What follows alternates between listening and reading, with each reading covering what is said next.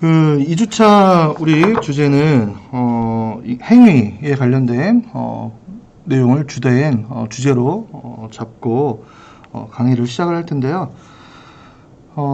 행위, 인간 행위의 2주차는 인간 행위의 구분, 그리고 정의, 그리고 행위의 어떤 구성 요소는 과연 무엇인가를 이렇게 돌아보는 시작을 강의를 하도록 하겠습니다.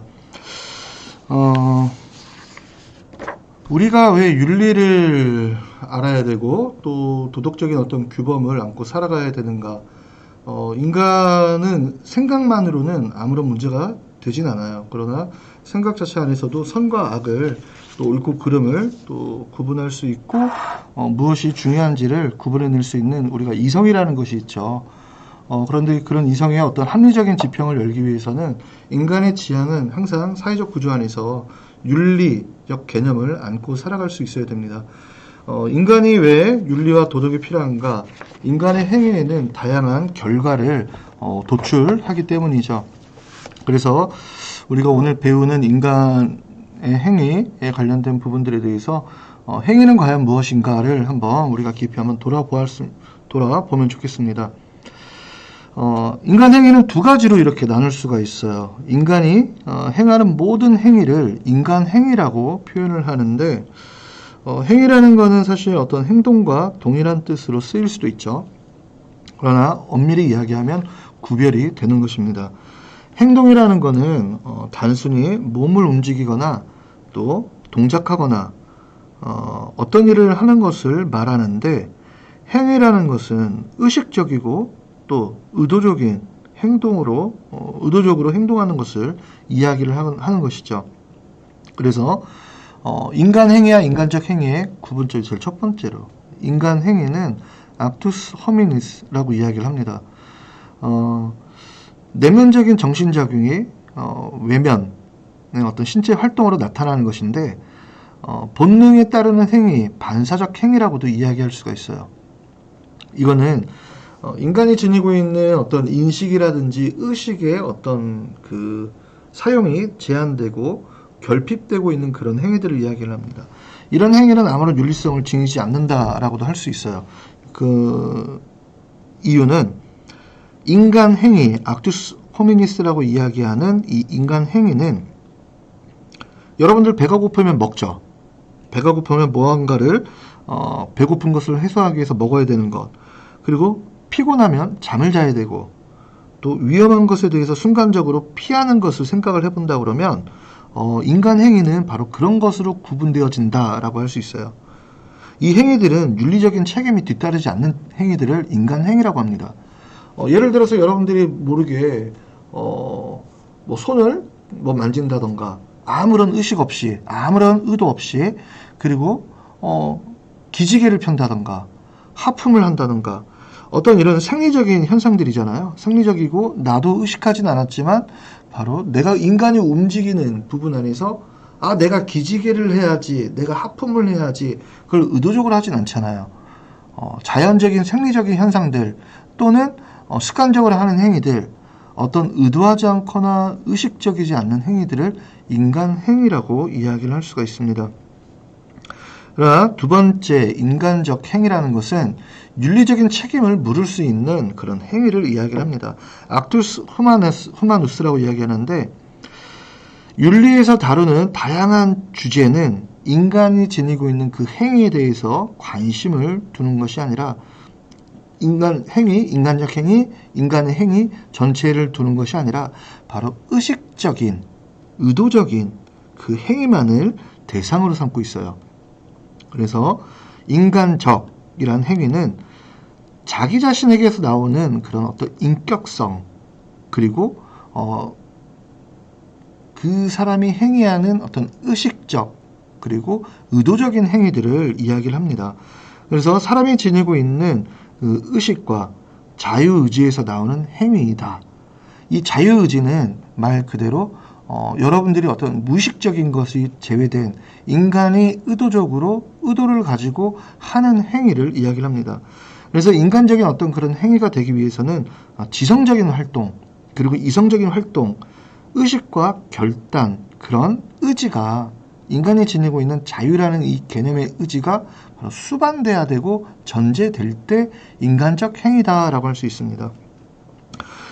행동과 그런 행위 이런 부분들에 있어서 충분한 인식과 의식을 가지고 행동하는 것들, 그리고 자유의지 행위를 인간적인 행위라고 하는데, 또 결과적 그 다른 부분으로서는 그렇지 못한 행위를 인간이 행위라고 한다라고 해서 구별할 수 있다라는 것이 2주차의 중요한 개념 중에 하나입니다.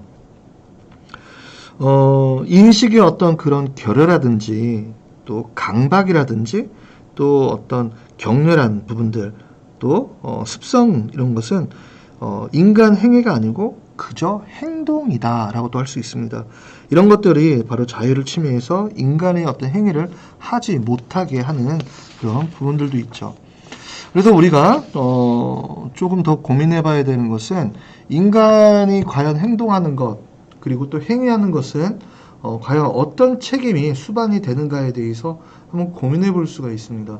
우리가 가끔은 의도하지 않게 너무 가벼이 여겨서 행위하는 것들, 행동하는 것들에 대해서 윤리적인 수반, 윤리적인 책임이 수반되는 것들이 참 많이 있습니다. 그런 것들에 대한 식별, 판단한다는 것이 바로 윤리적인 책임의 주체성을 우리가 확립해 나가는 그런 과정이라고도 볼 수 있는 것이죠. 우리 기초윤리를 이번 학기에 수강을 하면서 첫 번째 시간에도 이야기를 여러분들과 또 드린 부분 안에서 우리가 어떤 흐름으로 가는가를 면밀히 파악할 수 있어야 돼요. 누누이 이야기를 하겠지만 우리는 이 기초윤리를 통해서 어떤 이론적인 부분들을 습득하는 것도 물론 중요하지만, 이 이론적인 내용에 대해서 내가 고찰하고 이런 부분들에 대해서 내가 탐구를 하는 것이 가장 중요합니다. 과연 내가 왜 윤리적인 존재가 돼야 되는가? 왜 도덕적인 규범은 바로 내가 살아가는 사회적 구조 안에서 윤리적인 규범, 도덕적인 규범, 그런 윤리적인 행위, 도덕적인 어떤 행위가 왜 우리 삶 안에서 또 나의 행위 안에서 절대적으로 필요한 부분들인가를 우리가 지속적으로 기초윤리 시간 안에서 이렇게 배워 나가도록 하겠습니다. 자, 인간적 행위의 구성 원리가 이렇게 있어요. 인간적 행위의 구성 원리는 행위에서 볼 수 있는 특수한 양식, 바로 인간이 이성을 지니고 있고 자유의지로서 자기 행위의 핵심 주체가 된다라는 것이죠. 내가 행위하는 것에 대해서 내 스스로가 행위하는 것에 대해서 내가 주체성이 없다 그러면 그것은 어떻게 강압적인 어떤 구속력을 지니고 있는 그런 잉여의 몸이거나, 아니면 내가 누군가로부터 강압적인 행위를 요구받는 경우들도 분명히 있지만, 인간은 본래적으로 자기 자신의 행위에 대해서 외부로부터의 강제에서 자유로워져야 되는 존재이기도 하고, 내적인 나의 내면의 어떤 필연적인 자유를 누릴 수 있어야 됩니다. 인간의 행위 조건이 갖춰진다는 것은 우리가 그 행위를 하지 않을 수 없는 경우들, 인간은 결코 그 행위의 주인이 될 수 있어야 되는데 될 수 없다 그러면 윤리적인 책임을 논할 수도 없는 그런 경우들도 우리가 생각을 해야 되죠. 그래서 인간으로 하여금 자신의 어떤 행위는 바로 자기 자신이 주인이 되게 하는 그 요소가 절대적으로 필요한 부분들이 있습니다. 자, 그것을 우리는 지적 요소, 코니시오라고 이야기를 하죠. 인식이라는 것은 바로 행위를 구성하는 지적인 요소이기 때문입니다. 자, 사람은 자기 자신이 행하고 있는 그런 행동, 그 행위를 알고 있기 때문에 그 행위가 또 행동이 그 목적에 부합한지를 알 수 있어야 돼요. 그거를 몰라서는 그것은 우리가 무의식이라고도 얘기를 할 수도 있겠고, 무감각이라고도 이야기도 할 수 있겠고, 또 이 부분들은 바로 책임감과도 연결이 되는 부분들입니다. 인식이라는 것은 인간 행위를 구성하는 가장 중요한 지적인 요소 중에 하나입니다. 무엇을 결정하고 무엇을 행위하려고 한다면 그것을 반드시 인식할 수 있어야 되겠죠. 요즘에 우리가 또 다음 지속적으로 다뤄야 되는 것은 사실은 사이버 윤리, 매스미디어 안에서 윤리도 이렇게 다루겠지만, 제가 여러분처럼 대학교 초년생일 때와 지금 여러분들이 살아가고 있는 이 시대에 대단히 큰 변화는 바로 어떻게 보면 IT 기술이에요. 제가 대학을 다닐 때는 그때 윈도우가 본격적으로 나오고, 여러분들이 알 수 있을지는 모르겠지만 5.25 또 3.25 그 플로피 디스켓을 사용하던 그런 시기이기도 하고, 도스 체제를 배웠던 그런 시기이기도 합니다. 그런데 지금은 2000년대를 기점으로 해서 세상의 커다란 혁명이라는 것은 바로 IT, 인터넷 기술의 발달로 인해서 우리가 지금도 이렇게 대면 수업이 아니라 LMS로 수업을 하는 것처럼 상당히 편리한 시대를 맞이하고 있습니다. 그런데 이 생활 양식의 변화라는 것들이 있죠.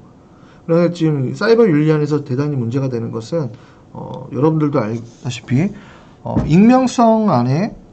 익명성에 안에 숨어든 그 자기 표현이에요. 자기의 표현. 나의 표현을 익명성으로 두고 있기 때문에 더러는 그 표현이 상당히 비윤리적인 표현과 윤리적인 그 인식이 많이 이렇게 도출되어 있는 것이 바로 이 사이버 세계 안에서의 인간의 행위, 그 안에서 인간이 지니고 있는 그 지적인 요소, 인식 부분들이 있습니다. 나하고 전혀 상관없는 어떤 기사를, 관계없는 사람들의 모습을 내가 인터넷에서 다양한 댓글을 또 이렇게 댓글을 다는 경우들, 수많은 나의 판단을 통해서 욕을 한다던가 비방을 한다던가 비난을 한다던가 사실 그럴 필요가 없거든요. 생각을 한번 해보면 우리가 기사라든지 어떤 사건 뉴스 안에서의 나의 표현은 상당히 자유로운 것들이에요. 그러나 그 표현을 한다는 것이 익명성에 가려져서 상당히 좋지 않은 글을 남긴다던가 또는 비난과 비방이 점철된 어떤 글을 남긴다던가 한번 생각해 볼 수 있는 부분들이에요. 만약에 예를 들어서 여러분들이 익명성이 아니라 자기 실명을 한다 그러면 여러분들이 그런 댓글이라든지 그런 비방글에 자기 표현이라는 이유로 그렇게 글을 남길 수 있을까요? 절대 그렇지 못해요. 내 실명을 두고 한다 그러면 그것이 가장 중요한 행위 중에 하나입니다. 나의 표현이 자유로워서 내가 글을 남기지만 그것이 익명성이냐 또 때로는 실명이냐에 따라서 그 행위의 구분이 달라진다는 거예요. 여기서 인간이 지니고 있는 선과 악이라든지 옳고 그름이라든지 인간의 지향점은 무엇인지 이런 것들을 사실 우리가 구별해 낼 수 있어야 됩니다.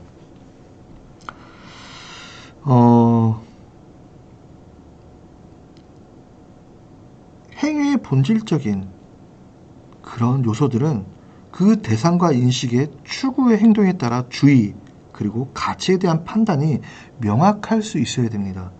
그런데 인간의 인식이라는 것은 바로 행위를 수반하기 때문에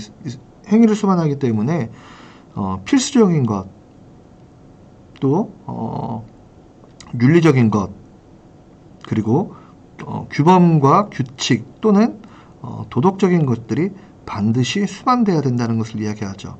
그래서 인간도 분명 동물이라고 구분되어지지만 인간이 말 그대로 동물과는 다른 부분들은 무엇인가?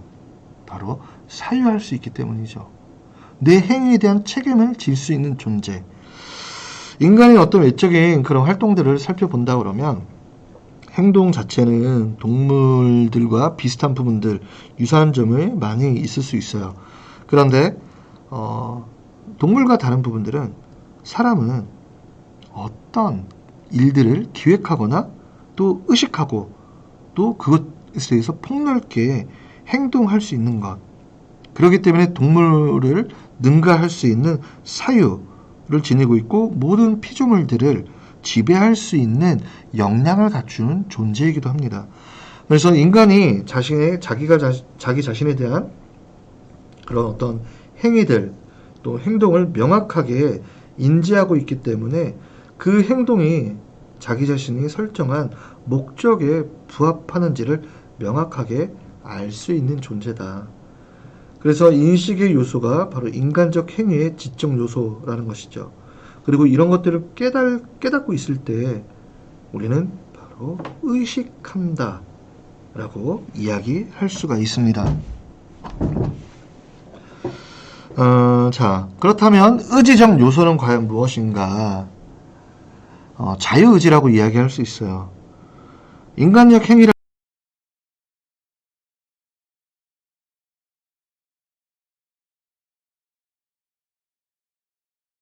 의식에 의해서 숙고된 그 정의를 의지가 동의하는 것이죠. 그래서 그 동의된 것을 바로 실천하는 것, 그 실천하는 것을 바로 행위라고 말할 수가 있습니다. 자유로운 의지, 자기 자신의 직접적인 자유로운 의지의 그 동의를 통해서 바로 의지적 행위, 악투스 볼룬타리루스라고 하는 이런 부분들이 바로 실현이 되는 것이죠. 의지적 행위라는 것. 이 의지적 행위가 바로 인간적인 행위라고 할 수 있는 거예요. 자유를 통해 이루어진 자기 자신의 책임이 수반된 의지적 행위라야 책임이 수반되는 것, 그리고 윤리성을 논할 수 있는 것. 그렇기 때문에 사람 자신이 바로 행위가 되기 위해서는 본질적인 조건으로서 외적인 부분들, 내적인 부분들, 모든 부분에서부터 자유의지, 그 자유의지가 동의되고 수반돼야 될 때 바로 책임 있는 윤리적인 주체가 될 수 있다라는 것이죠. 그래서 내가 생각하고 내가 원하는 것을 선택하지 못하고 또는 자기 의지를 거슬러 행위하게 된다고 하는 것은 자유로운 것이 아니기 때문에 인간적 행위가 될 수 없는 부분들이 있습니다. 이 이야기는 어떤 이야기냐? 어떤 행위를 선하거나 악하거나 또 중도적으로 판단하는 부분들에 대해서 상응하는 태도를 결정하게 되죠. 예를 들어서 길거리를 가고 있는데 쓰레기통이 아니라 길거리에다 쓰레기를 버려요. 그 행위가 선한 행위인지 악한 행위인지 옳은 것인지 그른 것인지 이거를 판단하는데 그에 버리면 안 되는데 버리는 행위, 그 태도를 결정하게 된다는 거죠. 행위. 이런 부분들이 있어서 인간은 인식이라든지 자유의지를 통해서 윤리적인 당위성이라는 것을 인식하고 스스로 윤리적인 의무, 책임을 부과한다라고 할 수가 있어요. 그래서 타고난 이 윤리적인 소양들은 성장 과정에서 여러분들의 가정 환경이라든지 또 학교에서 교육을 통해서 성숙되는 부분들입니다. 그러나 윤리적인 의식과 판단이 결여된 행위를 인간적이라는 행위라고 할 수가 없다라고 이야기를 했습니다. 이 부분의 예를 좀 우리가 들어본다 그러면 손을 예를 들어서 우리가 화장실을 갔다 오고 손을 반복적으로 씻도록 강박당한다고 생각을 한번 해볼게요. 화장실뿐만 아니라 그냥 누군가로부터 손을 계속 씻어야 된다. 나는 손을 별로 그렇게 씻고 싶지 않은데 계속 청결해야 된다 하면서 손을 계속 씻어야 된다 이렇게 얘기한다고 했을 때 사실 이런 부분들에 대해서는 강박당한다라고 표현될 수 있어요. 그 사람도 분명히 손을 씻을 수 있는 그런 부분이 있지만 그러지 못하는 경우에 강박당한다라고 심리적인 고통을 당할 수 있다. 물론 손 씻는 것뿐만 아니라 여러 가지 내가 강박당하는 상황들을 생각을 해본다 그러면 쉽게 이해가 될 수 있어요. 심리적인 강박에 억압되어 있어서 자기의 자유의지가 동의 없이 행하게 되는 것. 이런 행위는 의지적인 것이 아니라 강압적으로 이어진 자기 자유의지의 그 판단이 아니기 때문에 인간적 행위가 아니다라고 할 수가 있어요. 설명을 여러분들이 들어보면 이렇게 쉽게 또 어렵지 않게 이해되는 부분들이 바로 생기지 않을까 싶습니다. 강압적 그리고 강박적으로 행하는 것은 내 의지와 의지에 판단 없이 행하는 부분들이기 때문에 이것을 인간적 행위라 할 수 없고 습관적, 의식적으로 행위되는 그런 어떤 인간의 생리적인 형상 역시 인간적 행위가 될 수 없다. 그래서 인간적 행위와 인간의 행위의 가장 중요한 부분들은 의식과 의지와 자유의지가 그 안에 자기 자신에 대한 동의로부터 이루어지고 있는가라는 차이를 알 수가 있습니다. 자유로운 행위, 인간의 의지적 행위가 바로 인간적 행위가 된다라는 것이죠. 자, 그렇다고 그러면 우리가 이런 행위에 대해서 장애 요인이라는 것들이 있어요. 장애 요인, 인간적 행위의 장애 요인, 인간의 행위에 대한 장애 요인이 아니고 인간적 행위입니다.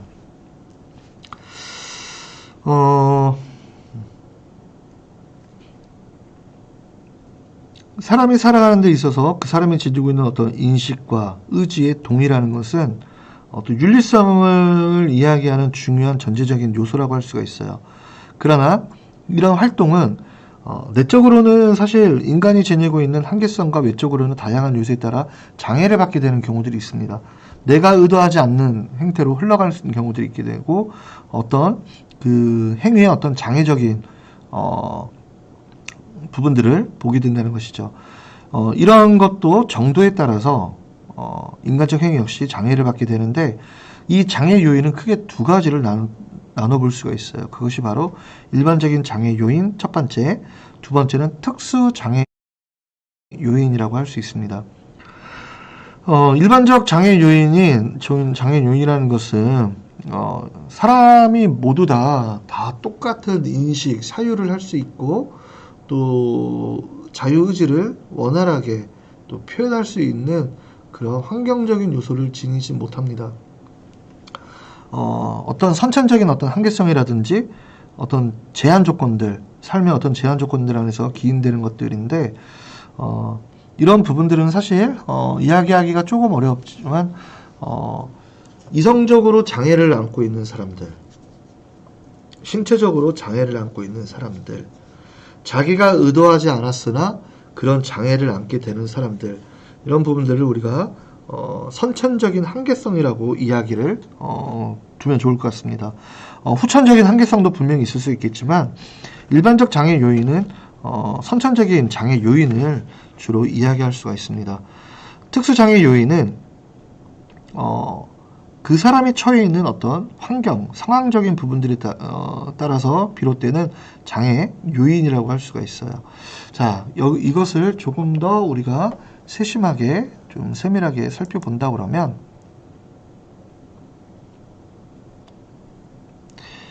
일반적 장애 요인은 아까 이야기한 것처럼 사람은 누구나 다 동일한 환경 조건과 동일한 신체적인 조건을 또 안고 세상에 나지 않습니다.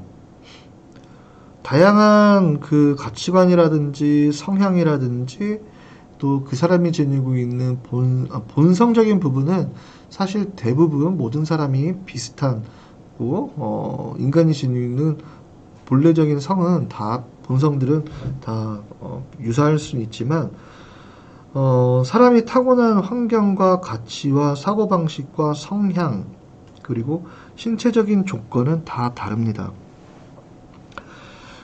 그런 사람이 지니고 있는 활동에 제약을 주는 경우들이 많이 있는데 이런 일반적 장애 요인은 조금 아까 얘기한 것처럼 후천적인 부분에서 비롯되는 것이 아니라 선천적인 한계성으로 비롯되는 부분들이죠. 그런데 일반적 장애 요인은 개인이 아니라 집단적으로나 지역적으로 나타날 수 있는 경우들도 있습니다. 이런 부분들은 집단적으로 나타난다고 생각하는 이 부분들은 여러분들 뭐 일본에서 옛날 있었던 그 집단적인 어떤 환경 생태 오염으로 그 태어난 아이들이 전부 다 이제 동일한 병을 안고 있는 경우들, 그리고 체르노빌 그 유전 사고로 인해서 벌어졌던 수많은 그 방사능으로 인해서 벌어졌던 그 인간 환경 안에서 벌어졌던 그 유전적인 어떤 질환들, 그리고 가까이는 그 2차 그 베트남 전쟁 때 베트남 전쟁을 참전했던 수많은 우리 그 참전 군인들 중에는 고엽제에 따른 후유증을 안고 있는 부분들이 있습니다. 그 고엽제에 대한 어떤 피해를 본 분들의 그 자손들, 그리고 2차 세계대전 당시 히로시마와 나가사키의 원포를 통해서 피해를 받고 태어나서 방사능 오염을 받고 태어난 그런 후손들, 개인만 아니라 집단적으로 지역적으로 나타날 수 있는 부분들은 바로 그런 부분들입니다. 어떤 그 환경적인 요소, 생태적인 환경 요소에 따라서 내가 원하든 원하지 않든 그런 환경적 요소 안에서 벌어지는 다양한 어떤 피해적인 부분으로 일반적인 어떤 장애 요인을 안고 태어나거나 일반적인 장애 요인을 안고 살아가는 수많은 사람들에 대한 부분들이 이런 장애 요인이라고 이야기할 수 있죠. 그런데 일반적 장애 요인은 특수한 경우가 아니라서 자유의지를 완전히 제거하지 않는다는 부분이 간과돼서는 안 됩니다. 윤리적인 책임은 감소되더라도 전적인 면제 대상은 아니다. 예를 들어서 피해를 안고 내가 태어났기 때문에 내가 온전하게 인간적 윤리 행위에 대해서 면제를 받는다. 그 내용은 아니라는 것이죠. 피해를 받고 선천적인 한계성이 있다 하더라도 그 한계성을 지닌 사람이 의도적인 불법적 비윤리적 행위는 반드시 책임이 수반된다라는 것입니다.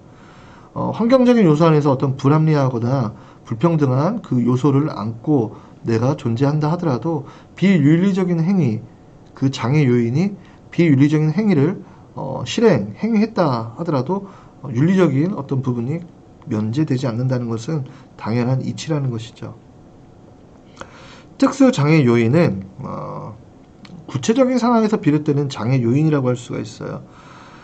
이거는 인식 작용에 미치는 장애 요인 중에 하나라고 할 수 있는데, 이거는 인식의 능력, 내가 사유하는 어떤 인식의 능력이 아니라 행위 자체에 대한 인식 부족 또는 장애를 이야기하는 부분들입니다.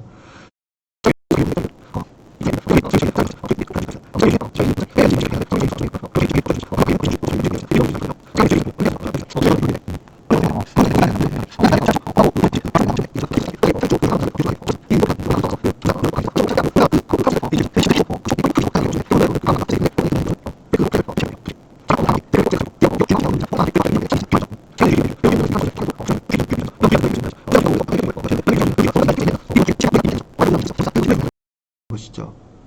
부주의였던 것이죠. 부주의. 운전을 하면서 주변의 환경을 제대로 살피지 않았던 그 부주의로 인해서 벌어졌던 그런 사고였는데, 이런 부주의는 내가 이 사람을 쳐야지 라는 의도가 담겨 있지 않아요. 그 사람의 온전한 부주의이자 실수이고 미숙한 운전 행위였습니다. 윤리적인 책임은 반드시 따르는 행위이긴 하지만 이것이 대단한 어떤 법적 체제를 법적인 어떤 문제를 책임을 져야 되거나 법적인 어떤 그런 부분들 안에서 문제가 되는 경우가 아니라 이것은 뭐 그 원활한 합의를 통해서 이루어질 수 있는 그런 부분이다. 하나 이것도 윤리적인 책임이 수반되는 행위다라고 할 수 있는 부분들입니다. 책임성이 있느냐에 따른다 라는 부분들이죠. 그렇다고 그러면 무지는 갖춰야 될 지식이 결여된 것을 이야기를 합니다. 어떤 사물에 대해서 단순히 아는 바가 없는 알지 못하는 것, 아는 것과 알지 못하는 것은 다르죠. 내가 어떤 것에 대해서 최선을 다해서 알아낼 수 없는 그런 극복 불가능한 무지가 있어요. 의지를 배제하는 경우들입니다. 전혀 알지 못하는 것. 그래서 그 무지에 관해선 책임이 없는 한 그 무지에서 나오는 행동에 대해서 책임을 지지 않는다. 이 행위가 정말 잘못인지 아닌지를 구분해낼 수 없는, 알지 못하는 지적 요소의 결핍이라고 이야기할 수 있는 부분들입니다. 예를 들어서 사람의 생명을 다루는 그런 어떤 의사들 경우에 자신이 맡은 분야에 충분한 지식이 없다. 내 전공 과목이 아니기 때문에 지식이 없는데 잘못을 해서 사람의 생명을 상하게 했을 경우에 일반 사람들보다는 그 무지에 대한 죄송합니다. 이건 극복 불가능한 무지를 제가 잘못 설명했네요. 무지라는 거는 책임이 없는 인식의 결여가 됐기 때문에 이 부분에 대해서는 윤리적인 어떤 행위에 대한 이 부분들에 대한 책임이 조금은 경감된다 할 수 있는 부분들이죠. 이건 지적장애 요인의 가장 또 중요한 부분이기 때문입니다. 이것이 1이다, 이것이 2다, 그리고 이것이 3이 된다라는 그런 예를 들어서 이런 기본적인 개념에 대해서 알지 못하는 것, 이런 부분들에 대해서 온전한 무지이기 때문에 책임이 없는 한 그 행동에 대해서 윤리적인 책임을 지지 않는 경우들도 있습니다. 극복 불가능한 무지, 노력을 통해 알 수 있는 경우 극복 불가능한 무지로 변화될 수 있는 이 부분들은 전자의 경우에는 윤리적인 책임이 전혀 없지만 후자의 경우에는 경중에 따라서, 책임의 정도에 따라서 윤리적 책임의 경중이 달라진다라고 할 수 있죠. 금방 이야기한 것처럼 의사를 들어서 의사가 지니고 있는 그 윤리적인 책임은 일반 사람들과는 조금은 다릅니다. 더 책임성이 부과되고 윤리적인 책임이 수반되는 그런 직종이라고 할 수 있죠. 왜? 생명을 다루기 때문입니다. 자기가 맡은 그런 전공 분야에 대해서 충분한 지식이 자기 전공 분야에 대해서는 분명히 지식이 있겠죠. 그러나 자기가 알지 못하는 분야에 대해서 충분한 지식이 없어서 잘못을 하고 사람의 생명을 상하게 했을 경우에는 일반 사람들보다 그 무지에 대한 책임이 크기 때문에 면책되는 이유가 적습니다. 이거는 극복 불가능한 무지라고 이야기할 수 있어요. 지적장애 요인 중에서 이런 부분들 같은 경우에도 조금 인간이 어떤 윤리적인 책임을 수반을 해야 되는가에 대한 부분들이 내가 무엇을 하는가, 내가 하고 있는 행위가 어떤 윤리적인 책임이 수반이 되고 그것에 대해서 과연 나는 어떤 판단, 요인을 갖출 수 있는가라는 부분들을 반드시 식별해 낼 수 있어야 됩니다. 자, 이런 부분들 안에서 무지의 경우도 윤리적인 책임에 다르게 나타나는데 행동 주체의 지적 능력 한계를 비추어 보는 경우들입니다. 도저히 알아들을 수 없는 내용일 때 극복 불가능한 무지, 또 노력하면 알 수 있었던 내용이라고 그러면 극복 가능한 무지가 되는데, 극복 불가능한 무지 같은 경우는 윤리적인 책임이 전혀 없으나 후자 극복 가능한 무지라고 그러면 바로 배워야 되는 것, 알아야 되는 것에 대한 책임의 정도에 따라서 경중이 달라진다라고 할 수 있어요. 요리를 하는 요리사가 조심성 없이 판매한 상인이, 생선가게 상인이 그 조심성 없이 판매한 상한 생선이라든지 고기라든지 다양한 독성 물질의 식재료를 가지고 모르고 샀어요. 요리사가. 그래서 그걸 가지고 요리를 했어요. 근데 그 음식을 먹고 어떤 피해를 받았습니다. 그 경우에 요리사는 무고하고 죄책도 면제가 될 수 있다라는 부분들이 있습니다. 수년 전에 이런 사례가 있었죠. 이런 사례는 사실 우리가 살아가고 있는 사회에 비일비재하게 일어나고 있는 사례 중에 하나입니다. 예전에 모 지역의 유치원에서 아이들이 햄버거를 먹고 집단 식중독이 이루어졌습니다. 그리고 나서 그 아이들은 어떻게 됐을까? 신장이 상하게 됐어요.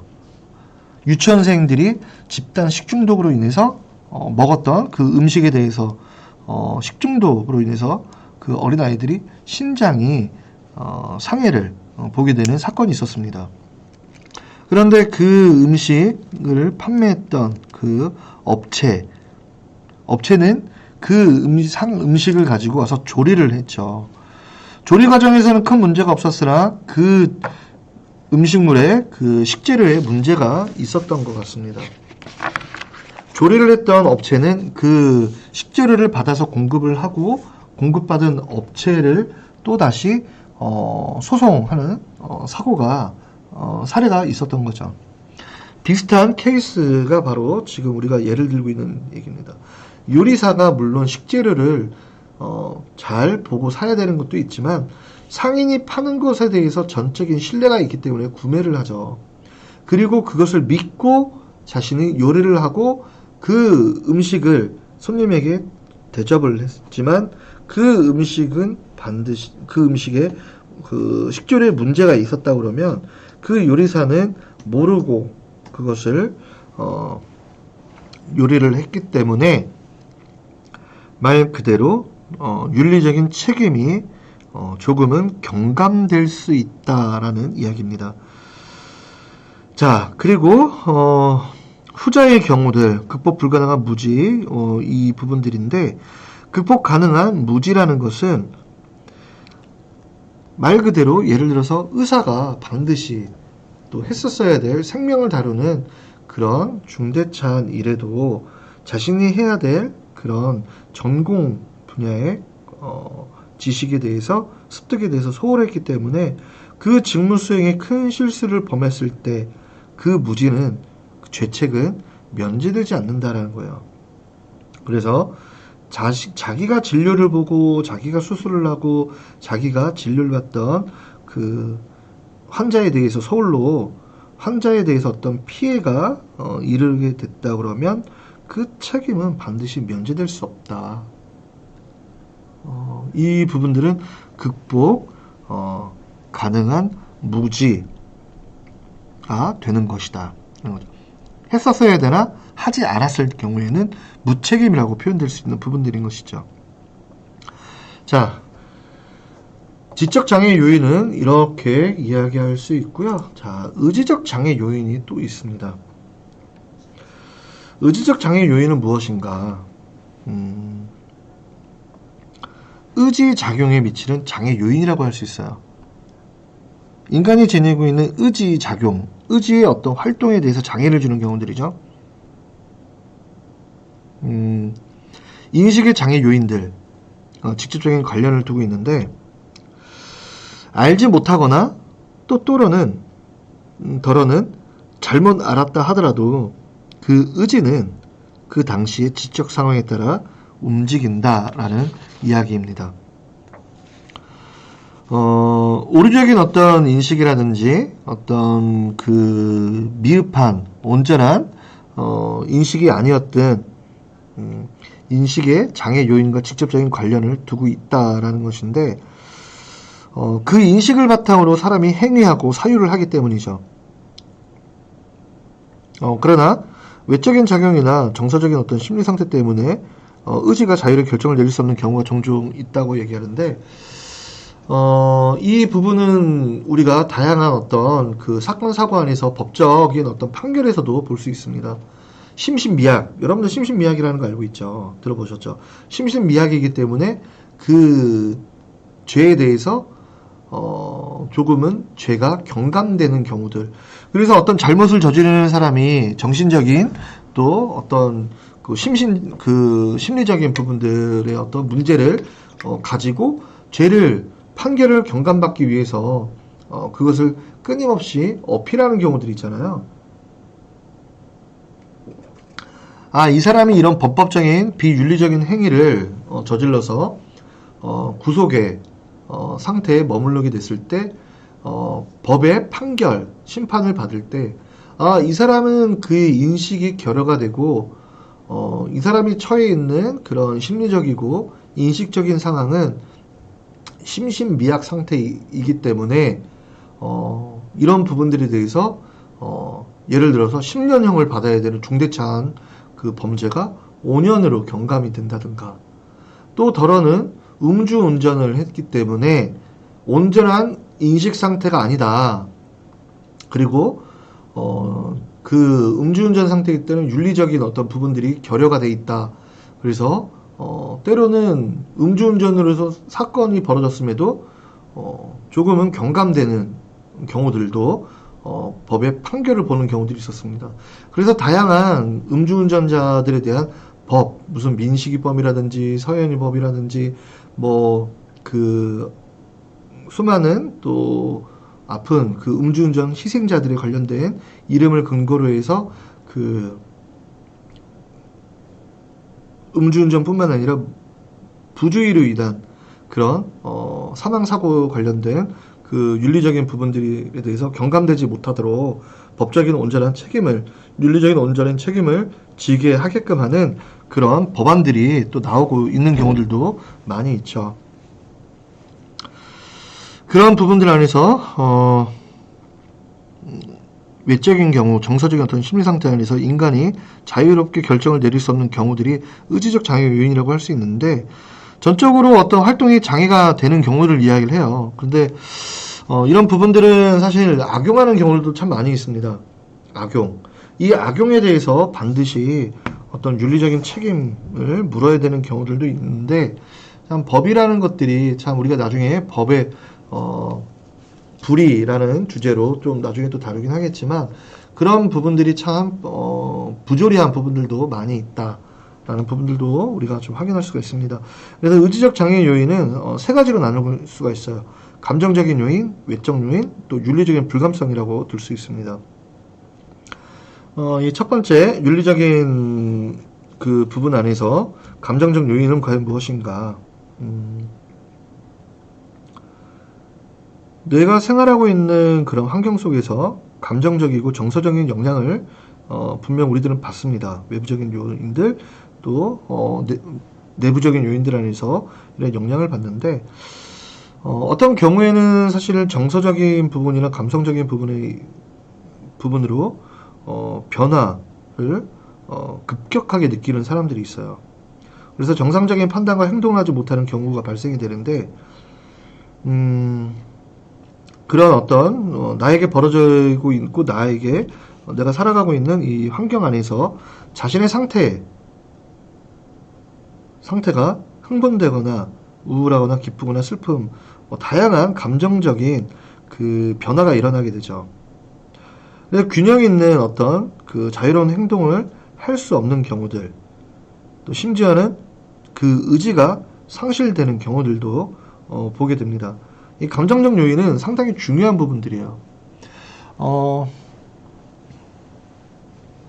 인간에게는 이성적인 부분이 있고 또 감성적인 부분들이 있잖아요. 그런데 사람마다 다 지니고 있는 그 성향이 다 다릅니다. 어떤 사람은 참 이성적인 사람이라고 표현되는 부분이 있고, 어떤 사람은 다 감정적인 표현을 감정적인 사람이다라는 평가를 받는 경우들도 있어요.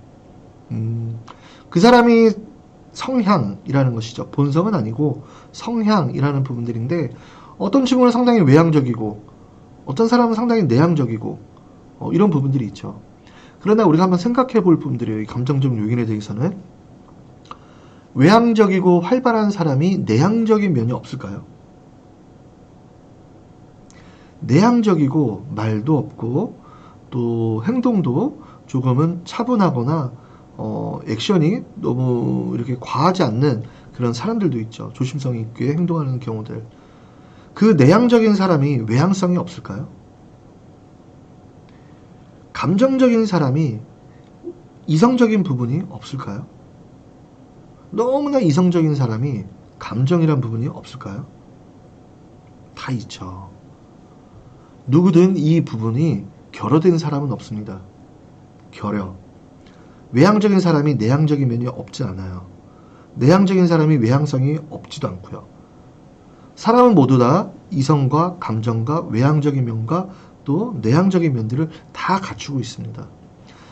너무나 이성적인 사람, 어떤 감정의 표현도 없는 사람, 그런 사람은 감정적인 부분보다 이성적인 부분이 더 발달되어 있는 사람이라고 이야기할 수 있어요. 아, 나는 눈물도 많고, 아, 나는 이래서 너무나 마음이 여리고 모질지 못해 라는 사람들을 이렇게 평가를 받고 자기를 그렇게 표현하는 사람들이 있죠. 그런 분들은 감정적인 부분이 이성적인 부분, 감정적인 부분이 이성적인 부분보다 더 성장한 사람들을 이야기를 합니다. 그것이 잘못이거나 문제가 있다라는 것이 아니에요. 가장 중요한 것은 저는 그렇게 생각을 합니다. 이성적인 부분이든 감정적인 부분이든 외향적인 부분이든 내향적인 부분이든 다 그것들을 서로 상호 보완해주는 역할들을 해야 된다. 너무 슬픈 일로 인해서 감정에만 확 빠져 있다 그러면 그 감정으로 인해서 슬프거나 우울하거나, 그래서 감정적인 의식과 인식 안에서 감정으로만 보는 판단은, 상황의 어떤 인지와 판단은 때로는 위험성을 야기할 수 있는 경우들도 있습니다. 그럴 때 그 감정을 조금은 완급을 조절해 줄 수 있는 것이 이성적인 것이죠. 또 더러는 한번 생각해 볼까요? 너무나 슬픈 일이 있는데 나는 눈물이 안 나, 피도 눈물도 안 나. 그래서 모두가 슬퍼하고 있는데 나는 울지 않아. 그럴 수도 있어요. 그러나 모두가 함께 슬퍼할 수 있을 때 함께 슬퍼할 수 있는 것이 중요하죠. 나는 눈물 없는 성격이고 나는 피도 눈물도 없고 나는 정말 온전히 이성으로만 있어. 그러지 않습니다. 우리가 기쁠 때 같이 기뻐해주고 슬플 때 같이 슬퍼해줄 수 있는 것. 그것이 이성과 감정을 조화롭게 밸런스를 맞춰줄 수 있는 것이 상당히 중요하죠. 얼마 전에 그 서울의 모 대교에서 어떤 투신 하려던 그 여자 분이 있었다고 기사에서 봤습니다. 감정적으로 너무나 슬픈 일이 있어서 이성적인 판단은 하지 못한 상황이죠. 감정적으로 생각을 하고 있기 때문에 내가 이 슬픔과 이 고통을 이겨내기 위해서는, 이걸 내가 떨쳐버리기 위해서는 내가 스스로 목숨을 끊는 행위로 감정적인 부분이 치달은 거죠. 그러나 그 분을 구출해내기 위해서 주변 분들이 끊임없이 이야기했던 것은 이성적 이야기였습니다. 그것은 옳지 못한 행위야. 그래서는 안 돼. 가족을 생각해. 지금 힘든 일들을 잘 이겨내면 더 좋은 일을, 본인이 더 성장할 수 있을 거야라는 감정보다는 이성적인 이야기, 이성의 합리적인 이야기들을 많이 들려줌으로써 그 감정이 누그러진 것이죠. 그리고 나서 구출이 된 사건이 또 얼마 전에 또 있었다는 것을 기사로 접하게 되었습니다. 인간이 지니고 있는 이 감정적인 부분들은 상당히 중요한 부분들이에요. 이 감정은 자유의지를 상실하게끔도 하지만 그 자유의지를 온전히 보존하게끔도 하는 것이 바로 이 감정적 요인을 얼만큼